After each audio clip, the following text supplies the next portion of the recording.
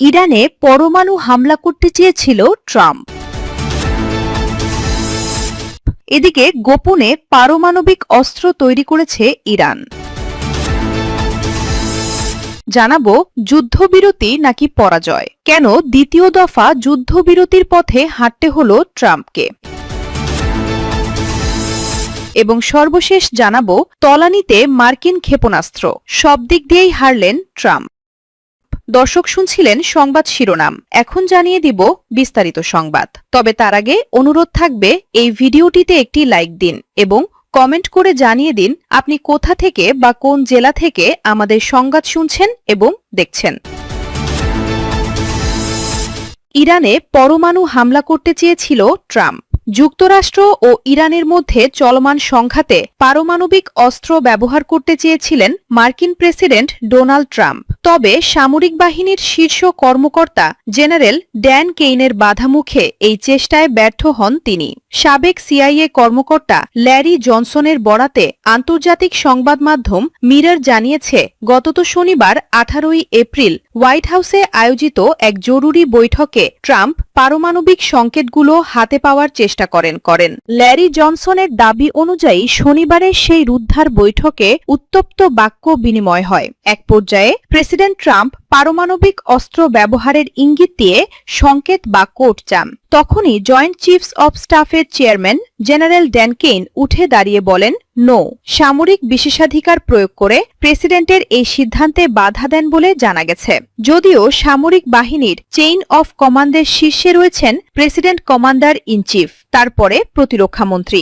Joint chiefs of স্টাফের chairman সামরিক কর্মকর্তাদের মধ্যে সর্বোচ্চ পথারি। তবে এই খবরের কোনো আনুষ্ঠানিক সত্যতা হোয়াইট হাউস বা পেন্টাগন থেকে এখনও পাওয়া যায়নি। উল্লেখ্য, পারমাণবিক সংকেত হল মার্কিন প্রেসিডেন্টের সশস্ত্র বাহিনীর কমান্ডার ইন চিফ হিসেবে পারমাণবিক অস্ত্র ব্যবহারের অনুমোদন বা উৎক্ষেপণের নির্দেশ দেওয়ার জন্য ব্যবহৃত বিশেষ গোপন প্রমাণীকরণ কোড। এটি প্রেসিডেন্টকে পারমাণবিক আক্রমণের অনুমোদন দিতে সাহায্য করে।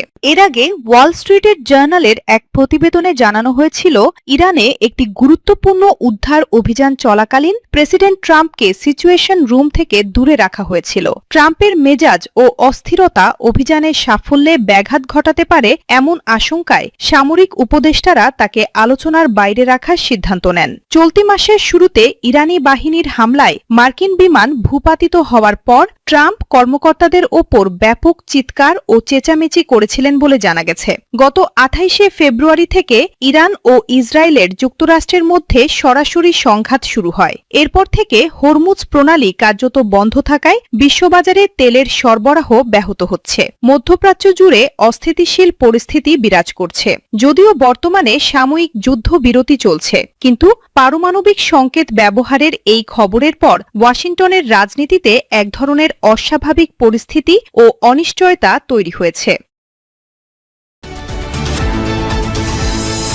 গোপনে পারমাণবিক অস্ত্র তৈরি করেছে ইরান। নিজেদের ব্যালিস্টিক মিসাইলে কি পারমাণবিক অস্ত্র সংযোজন করতে পারবে ইরান? দেশটির কাছে কি এখনও 10টি পারমাণবিক বোমা তৈরির উপকরণ রয়েছে? আর সেই অস্ত্র বহনে সক্ষম ক্ষেপণাস্ত্র দিয়ে কি ইসরায়েলে হামলা চালানো সম্ভব? এমন নানা প্রশ্ন ঘিরেই নতুন করে আলোচনা শুরু হয়েছে ইরানের সামরিক ও পারমাণবিক সক্ষমতা নিয়ে। জানা গেছে, ইরানের ক্ষেপণাস্ত্র কর্মসূচি অনেকাংশে উত্তর কোরিয়ার প্রযুক্তির আদলে গড়ে উঠেছে। বিশেষ ধরনের দূরপাল্লার মিসাইল তৈরিতেও দেশটি উল্লেখযোগ্য অগ্রগতি অর্জন করেছে বলে দাবি করেছেন ইসরায়েলি সামরিক গবেষকরা। সম্প্রতি যুক্তরাষ্ট্র ও ইসরায়েলের সঙ্গে যুদ্ধবিরতির মাঝেই নতুন সক্ষমতার ইঙ্গিত দিয়েছে তেহরান। ইরানের সর্বোচ্চ প্রতিরক্ষা বাহিনী আইআরজিসি এর এরোস্পেস ফোর্সের কমান্ডার মাজিদ মুসাফি জানিয়েছেন, দেশটি আগের যে কোনো সময়ের তুলনায় দ্রুতগতিতে ব্যালিস্টিক মিসাইল ও আত্মঘাতী ড্রোন তৈরি করছে। এই সংক্রান্ত ভিডিও ফুটেজও প্রকাশ করেছে তেহরান। এদিকে ইসরায়েলের ক্ষেপণাস্ত্র বিষয়ক জ্যেষ্ঠ গবেষক তাল ইনবার দাবি করেছেন, ইরান বর্তমানে ঘায়েম 100 মডেলের একটি ক্ষেপণাস্ত্র তৈরির চেষ্টা চালাচ্ছে, যা প্রায় 5000 কিলোমিটার দূরত্বে আঘাত হানতে সক্ষম হতে পারে। তার মতে এই ধরনের ক্ষেপণাস্ত্রে পারমাণবিক ওয়ারহেড বহনের সক্ষমতাও থাকতে পারে। বিষয়টি উল্লেখ করেছে দ্য টাইমস অফ ইসরায়েল। বিশেষজ্ঞদের মতে একটি ক্ষেপণাস্ত্র পারমাণবিক অস্ত্র বহনে সক্ষম কিনা তা নির্ভর করে মূলত দুটি বিষয়: পেলোড ধারণ ক্ষমতা এবং ওয়ারহেড স্থাপনের জন্য অভ্যন্তরীণ স্থান। তাল ইনবারের মতে 500 কেজি ওজনের ওয়ারহেড বহন করতে সক্ষম ক্ষেপণাস্ত্রেই পারমাণবিক অস্ত্রোত্র স্থাপন সম্ভব।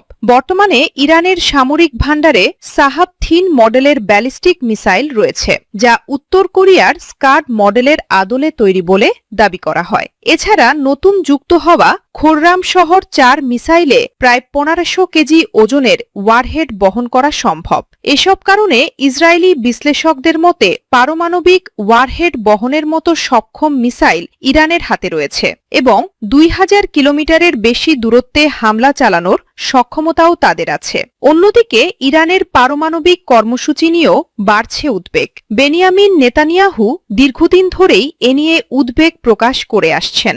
পশ্চিমাদের দাবি, ইরানের কাছে 60% বেশি সমৃদ্ধ ইউরেনিয়াম মজুত রয়েছে, যা 90% উন্নীত করা গেলে অন্তত 10টি পারমাণবিক বোমা তৈরি সম্ভব। তবে তাল ইনবার মনে করেন, শুধু সমৃদ্ধ ইউরেনিয়াম থাকলেই পারমাণবিক অস্ত্র তৈরি সম্ভব নয়। কার্যকর ওয়ারহেডে রূপান্তরের জন্য আরও জটিল প্রযুক্তি ও গবেষণা প্রয়োজন। তার মতে ইরান গোপনে পারমাণবিক অস্ত্রের দ্বারপ্রান্তে পৌঁছেছে কিনা তা নিয়ে এখনও অনিশ্চয়তা রয়ে গেছে।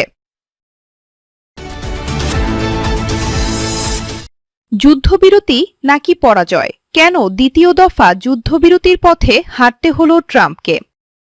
কথায় আছে, যত গর্জে তত বর্ষে না। মার্কিন প্রেসিডেন্ট ডোনাল্ড ট্রাম্প যেন তারই বাস্তব উদাহরণ। 2 দফা ইরানকে ধ্বংস করে দেওয়ার সময় বেঁধে দিয়েও শেষ পর্যন্ত পিছু হটতে হয়েছে তাকে। যুদ্ধবিরতির মেয়াদ বাড়াতে হয়েছে। দ্বিতীয় দফা যুদ্ধবিরতির মেয়াদ শেষ হওয়ার আগেও নিজের অবস্থানে অনড় ছিলেন ট্রাম্প।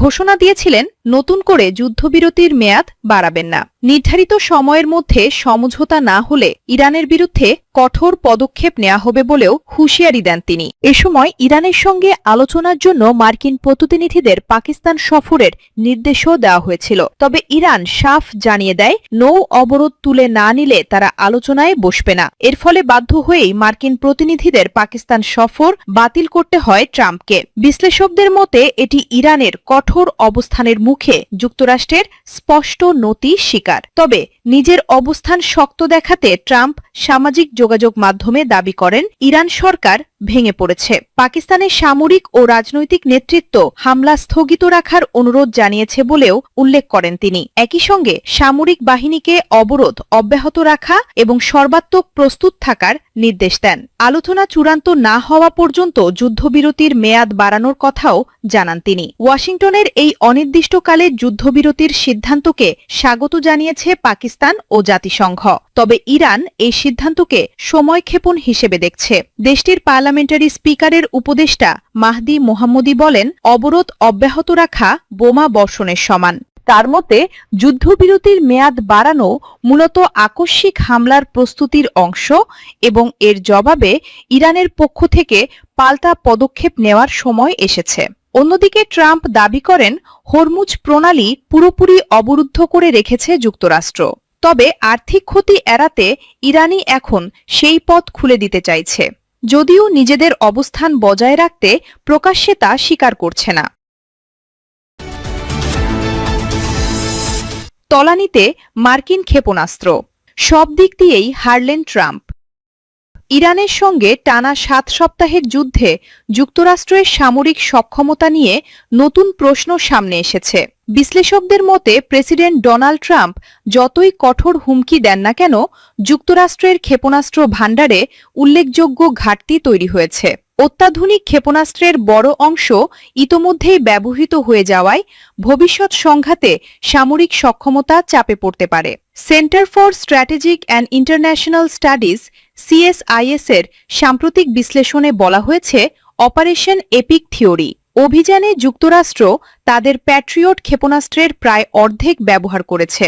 একই সঙ্গে থার্ড ও প্রিসিশন স্ট্রাইক মিসাইলের মজুতেও বড় ধরনের ঘাটতি দেখা দিয়েছে। প্রতিবেদন অনুযায়ী আকাশ প্রতিরক্ষায় ব্যবহৃত প্যাট্রিয়ট ইন্টারসেপ্টরের প্রায় 50% খরচ হয়েছে। ব্যালিস্টিক ক্ষেপণাস্ত্র প্রতিরোধে ব্যবহৃত থার্ডের অর্ধেকেরও বেশি ইতোমধ্যে শেষ। পাশাপাশি প্রিসিশন স্ট্রাইক মিসাইলের 45% বেশি ব্যবহৃত হয়েছে। শুধু এই তিনটি নয়, আরও কয়েকটি গুরুত্বপূর্ণ অস্ত্রের মজুতও দ্রুত কমছে। টমাহক ক্রুজ মিসাইলের প্রায় 30%, joint air to surface stand off মিসাইলের 20% এবং SM-3 ও SM-6 ক্ষেপণাস্ত্রের উল্লেখযোগ্য অংশ এই যুদ্ধে ব্যবহৃত হয়েছে বলে বিশ্লেষণে উল্লেখ করা হয়েছে। বিশ্লেষকরা সতর্ক করে বলেছেন, এই হারে অস্ত্র ব্যবহার অব্যাহত থাকলে যুক্তরাষ্ট্রের সামরিক ভাণ্ডারে বড় ধরনের শূন্যতা তৈরি হতে পারে। বিশেষ করে পশ্চিম প্রশান্ত মহাসাগরীয় অঞ্চলে সম্ভাব্য সংঘাতে এই ঘাটতি বড় দুর্বলতা হিসেবে দেখা দিতে পারে। CSIS এর গবেষক ও অবসরপ্রাপ্ত কর্নেল মার্ক কানসিয়ান বলেন, বিপুল পরিমাণ অস্ত্রোত্র ব্যবহারের ফলে যুক্তরাষ্ট্রের প্রতিরক্ষা সক্ষমতায় চাপ তৈরি হয়েছে। এই ঘাটতি পূরণ করতে অন্তত 1 থেকে 4 বছর সময় লাগতে পারে এবং পূর্ণ সক্ষমতায় ফিরতে আরও বেশি সময় প্রয়োজন হতে পারে। প্রতিবেদনে আরও বলা হয়েছে, বর্তমান পরিস্থিতিতে যুদ্ধবিরতি ভেঙে গেলে যুক্তরাষ্ট্রের হাতে ইরানের বিরুদ্ধে লড়াই চালিয়ে যাওয়ার মতো অস্ত্র এখনও রয়েছে। তবে চীনের মতো শক্তিশালী প্রতিপক্ষের বিরুদ্ধে বড় আকারের যুদ্ধে অংশ নেওয়ার মতো পর্যাপ্ত ক্ষেপণাস্ত্র মজুত এখন নেই। এদিকে পেন্টাগন অস্ত্র উৎপাদন বাড়াতে একাধিক নতুন চুক্তি করেছে। তবে বিশেষজ্ঞদের মতে এসব অত্যাধুনিক ক্ষেপণাস্ত্র পুনরায় উৎপাদন করে আগের সক্ষমতায় ফিরতে 3 থেকে 5 বছর সময় লাগতে পারে। পেন্টাগনের মুখপাত্র সাবলিনা সিং এই উদ্বেগ নাকচ করে বলেছেন, প্রেসিডেন্টের নির্দেশে যে কোনো সময় ও যে কোনো স্থানে অভিযান চালানোর পূর্ণ সক্ষমতা যুক্তরাষ্ট্রের রয়েছে। তার দাবি, শক্তিশালী অস্ত্রভাণ্ডার বজায় রেখেই সামরিক অভিযান পরিচালনা করা হচ্ছে। তবে সামরিক বিশেষজ্ঞদের মতে এই যুদ্ধ একটি গুরুত্বপূর্ণ বাস্তবতা সামনে এনেছে। অত্যাধুনিক অস্ত্র যতই শক্তিশালী হোক না কেন, দীর্ঘমেয়াদী সংঘাতে সেগুলোর মজুত দ্রুত কমে যেতে পারে। ফলে ভবিষ্যৎ যুদ্ধের প্রস্তুতিতে নতুন কৌশল ও পরিকল্পনা গ্রহণ এখন জরুরি হয়ে উঠেছে। দর্শক, এই ছিল আমাদের হাতে পাওয়া সর্বশেষ সংবাদ। পরবর্তী সংবাদ দেখার আমন্ত্রণ জানিয়ে এখানেই বিদায় নিচ্ছি। সবাই ভালো থাকবেন, সুস্থ থাকবেন। আল্লাহ হাফেজ।